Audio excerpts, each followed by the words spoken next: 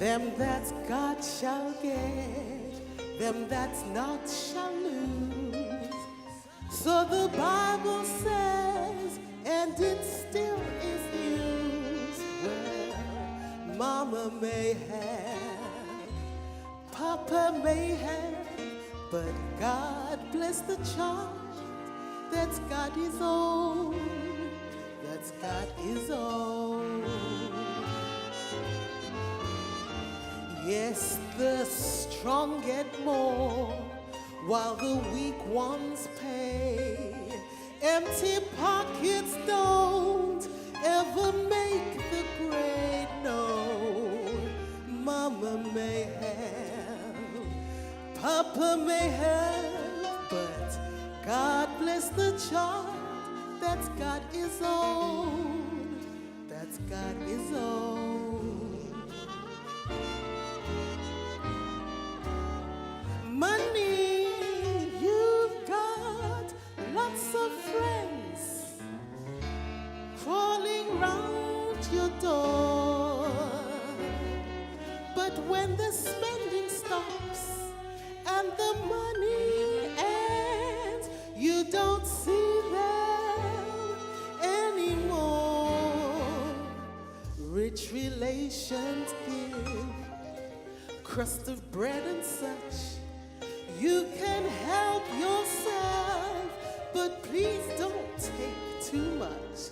No, Mama may have, Papa may have, but God bless the child that's got his own, that's got his own.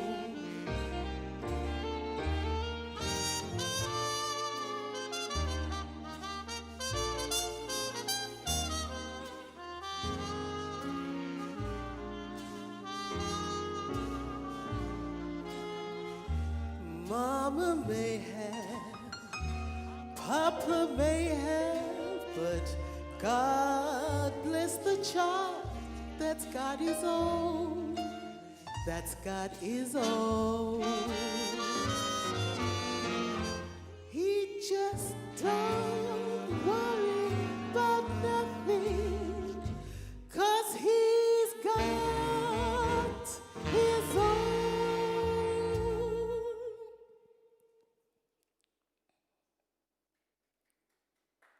Thank you.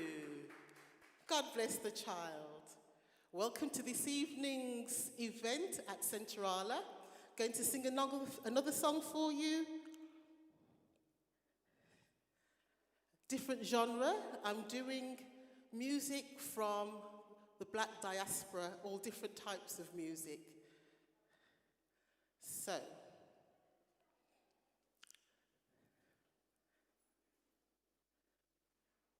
something a little bit different.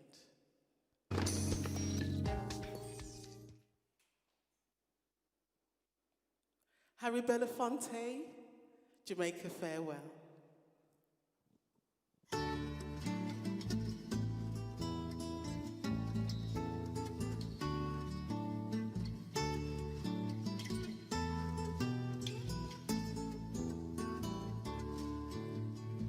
Down away where the nights are gay and the sun shines daily on the mountain tops, I took a trip on a sailing ship, and when I reached Jamaica, I made a stop. But I'm sad to say I'm on my way. Won't be back for many a day. My heart is down, my head is turning around. I have to meet my little girl in Kingston town.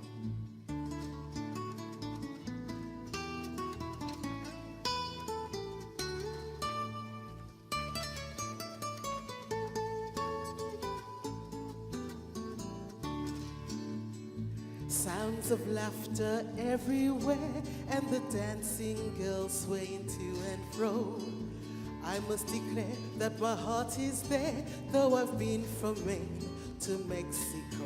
But I'm sad to say I'm on my way.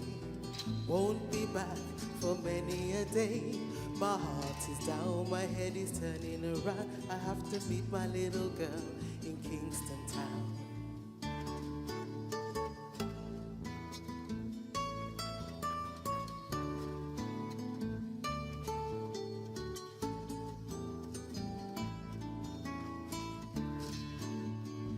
Down at the market, you can hear ladies cry out while on their heads they bear.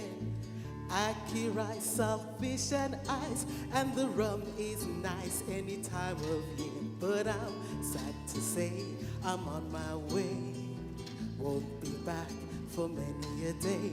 My heart is down, my head is turning around. I have to leave my little girl in Kingston town.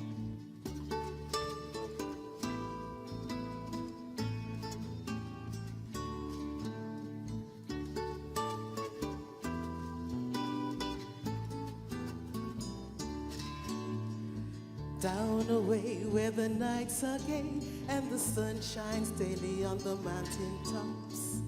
I took a trip on a sailing ship, and when I reached Jamaica, I made a stop. Well, I'm sad to say I'm on my way. Won't be back for many a day. My heart is down, my head is turning around. I have to meet my little girl in Kingston town.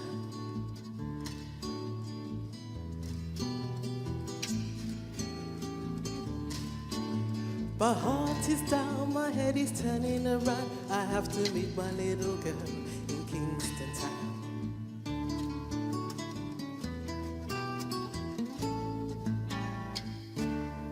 Thank you. I hope you enjoy the rest of the evening.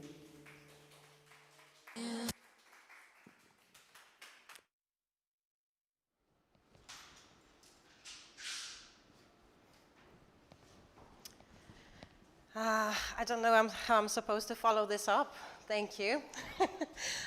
Sandra Daniels, thank you very much to everyone who's watching us.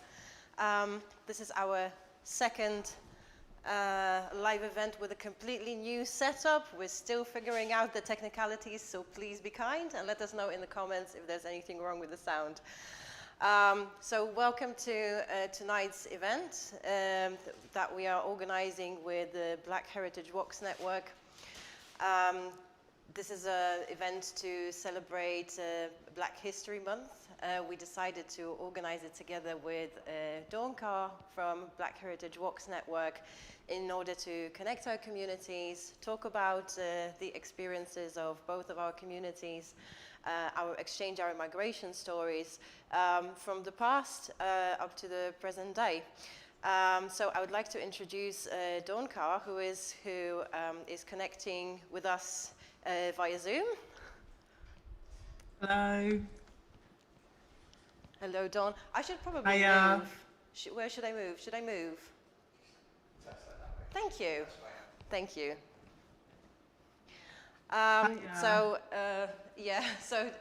Dawn and I, we talked about today's event, and we prepared a few presentations about Black History Month. We're going to be playing you some interviews as well, but first of all, I would like to introduce you to Dawn, and Dawn will tell you a few words about the Black Heritage Walks Network. Over to you. Hi everyone, and firstly I'd like to apologise. I really wanted to be there in person today, and me and Magda, we spent so much time planning today's event, and then at the 11th hour I was running a play scheme this week and we had a major COVID outbreak, and now I have to quarantine for 14 days. So I'm really sorry about this, but nevertheless, I've got a really good presentation for you today, just to kind of tell you about the history of the Black community here in the UK, and in particular in Birmingham. Also want to talk about why Black History Month is important, and a little bit about the organisation. So I'm really going to just start sharing my slides, so just bear with me 1 minute while I just get those ready, and I'm going to just do my slideshow. Can you see the slideshow? Yes? Yes, we can. Brilliant. Okay. So there's usually a team of us, and as I said, because of all the mayhem today, we couldn't all make it. But this is basically the team. So we've got Gary, who originally ran an organisation called Recognise Black Culture and Heritage. There's Marcia, who's on the far right of the screen. She's a teacher by day, and she also runs a Black supplementary school. So we have Saturday schools for Caribbean children, so that they can learn about their history and stuff like that. So Marcia was always doing that. And then I work for Legacy. Excuse me. Guys, what's happening on the screen? So I was tasked with kind of putting together a Black Heritage Walk, and I'll tell you why in a moment. But I knew that there was like loads of people across across Birmingham who were doing the same thing. Gary and Marcia being, two of them, and there were many others as well. I think you've seen Van Lee, on your walks and other people. So I kind of went round, spoke to everybody, and said, would you be interested in forming a network, which is why we call Black Heritage Walks Network, a network of Black heritage organisations. And we're supported by Dr. Kahinde Andrews at BCU, Birmingham City University, here in Birmingham. And he's a professor of Black Studies. So he's endorsed all the work that we do and supports it as, as the major organisation within the city. Now, even though it's a walk, and even though we do heritage education programs as well, it does require quite a lot of research. So we didn't just like make it all up and things like that. I went to various areas to get the information. We went to the library, the archives, the museums, trusts. We spoke to people in the area, interviewed elders. We went to go and see other walks to see what a Black Heritage Walk looks like, and and obviously we did some training ourselves, so we know how to actually lead a walk, and and how to develop a heritage trail. So we did all that training as well. So it's Black History Month, and you're probably thinking, why does the Black community need to celebrate Black History Month? And why would we need a heritage walk anyway? And there are many reasons.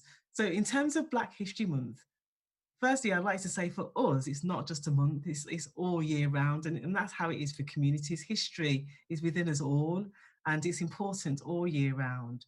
And because of our heritage, and I'll talk about some of that shortly, due to slavery and colonialism, our history has been denied, and it's also been what we call whitewashed within the majority community.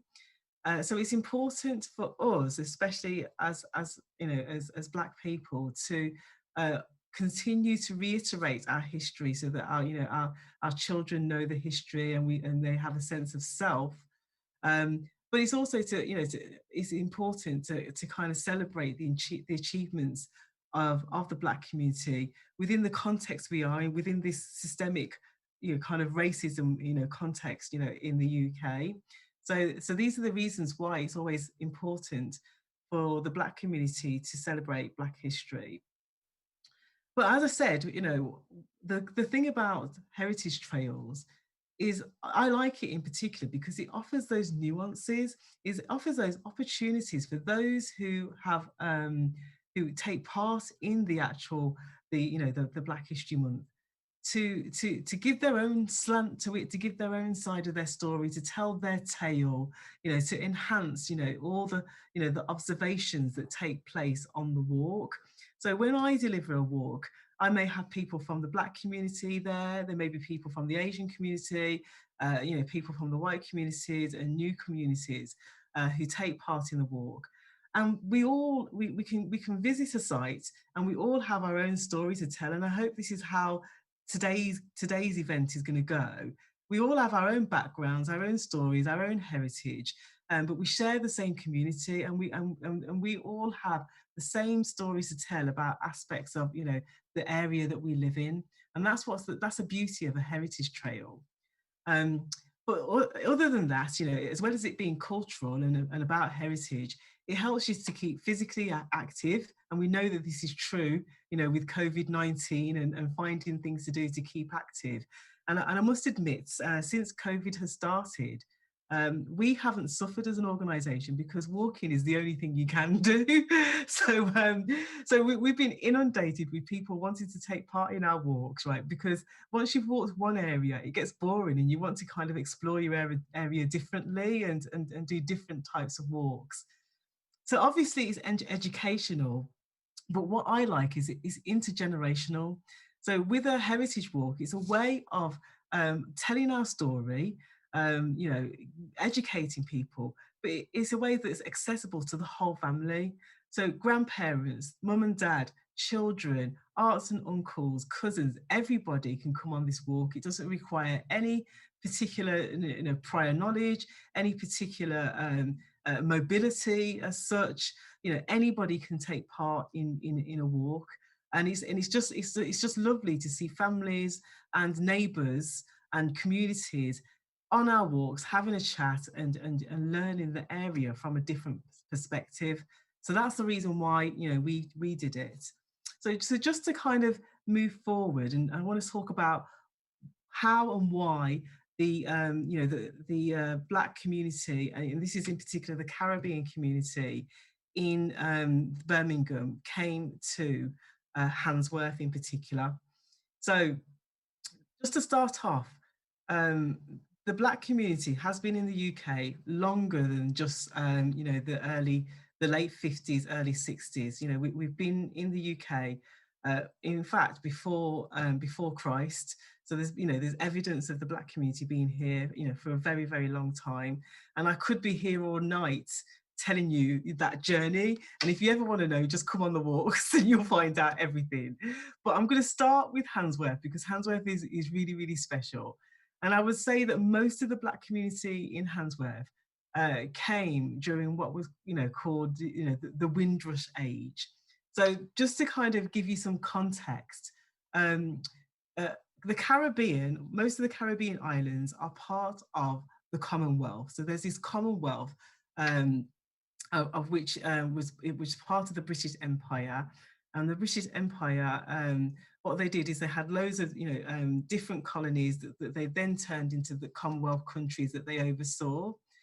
And as part of the Commonwealth, when Britain went in both the First World War and the Second World War, they called out to their Commonwealth, you know, countries to help them with the Second World War.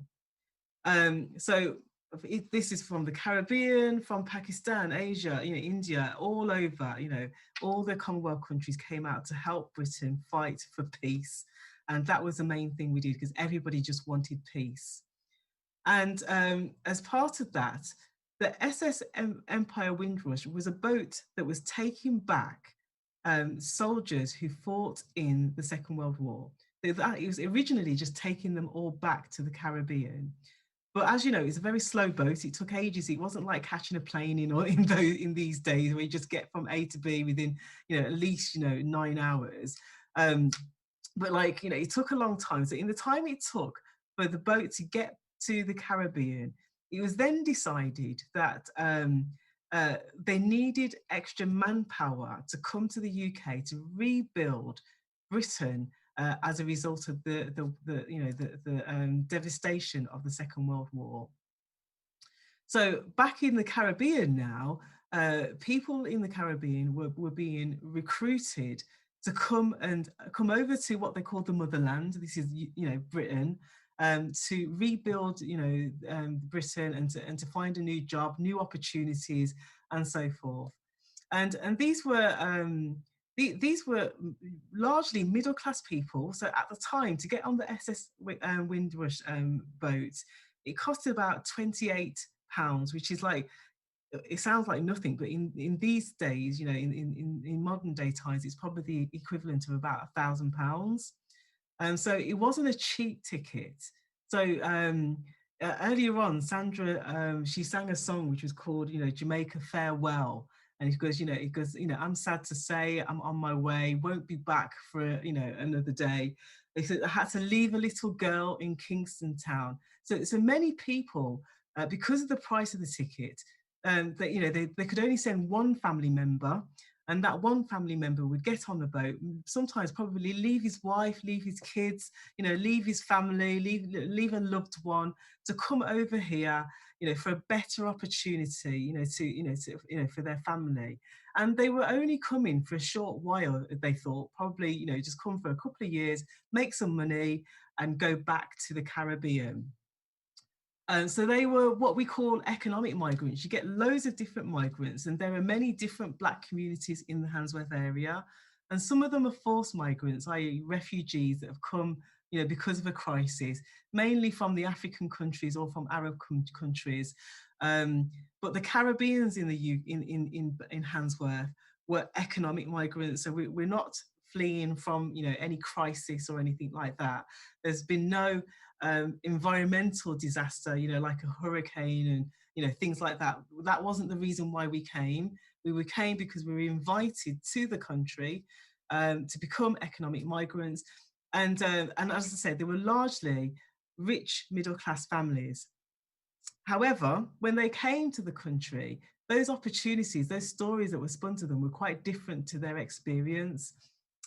Many of them, went into like what we call the services. So it could have been like as a nurse, within the police force, within the buses, things like that. But for some of them, it was very, very difficult for them to get a job. Despite all the qualifications, the credentials that they had, it was difficult for them to get a job because of racism at that time. So lots of them, even though they had lots of, really good qualifications, experience, they were probably reduced to what we call a working class community now. So, they then become the working class, even though they were middle class, where they came from. So, in terms of that, the reason why they came to Handsworth, because people say, well, why Handsworth? And I think it's two things really. Remember that I said that, originally there were servicemen who were here in the UK as a result of the war. And those servicemen were located obviously in areas that were connected to to either the armed services, armed forces, or the navy and stuff like that. Now within Handsworth, if you ever go to Handsworth Park, there's a place that's called the Sons of Rest, and I don't know if you've ever seen it, and if it's not too far from the leisure centre. Now the Sons of Rest is it actually started in Handsworth. Actually, it's an organisation that supports ex-servicemen, particularly ex-servicemen who've suffered trauma or in need of help, in need of housing or support. So they set up the Sons of Rest. And the Sons of Rest was originally where people, if they came to Birmingham, especially if they were ex-servicemen, they were told to go to Handsworth, go to the Sons of Rest to get advice on, where to get housing, how to get, support, where to get a job, all those different things. So originally, those ex-servicemen resonated with Handsworth because that's where the Sons of Rest was, and that's where they were told this is where you go for information. And usually, as a result of that, they would be placed, within that particular area. And Handsworth in particular, at that time, and I've got a picture here of some of the houses in Handsworth. If you ever walk down the average street in Handsworth, the houses are huge. They're huge villas, right? That lend themselves to multiple occupancy. So at the time, you'd have many people living in a huge house. And a lot of them during the Second World War were abandoned. So those who owned them were evacuated to the south for their own safety, and they abandoned their houses, and they didn't think that the war would go on for so long. So once they went down to the south, and they were in places like Devon and all those kind of places, they thought, oh, I like it here. It's really nice here, and I don't want to leave. This was after the war. So they decided not to return to their houses. But obviously they needed the money. It was a crisis, just like the pandemic that we're in now at the moment. And so what they started to do was let out those houses to migrants.